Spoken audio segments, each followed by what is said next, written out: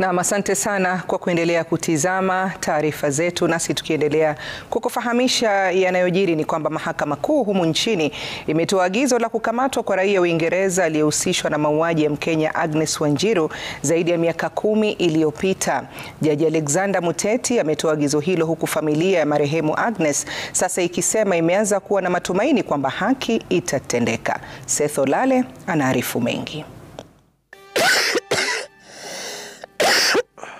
Hatimaye ni afueni kwa familia ya marehemu Agnes Wanjiru baada ya Jaji Mkuu Alexander Muteti kutoa hati ya kukamatwa kwa mshukiwa mkuu raia wa Uingereza anayedaiwa kutekeleza mauaji hayo miaka 13 iliyopita katika hoteli ya Lions Court Lodge mjini Nanyuki, kaunti ya Laikipia. So there is probable cause to order the arrest of the accused and his surrender before this court for trial.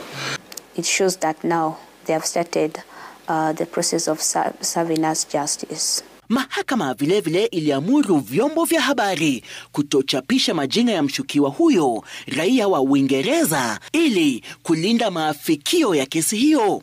It is high time the UK government do justice to the family of the late Agnes Wanjiru by ensuring that there are no roadblocks put into the case of this suspect.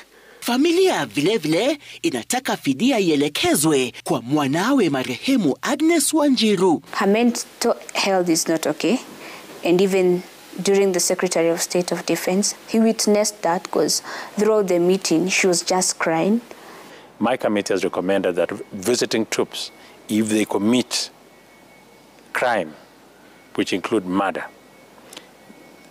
they should be subjected to the laws of the host country. Mwenda zake Agnes aliripotiwa kuuawa usiku wa kuamkia tarehe 1 mwezi Aprili mwaka 2022 mjini Nanyuki. Seth Olale, runinga ya Citizen.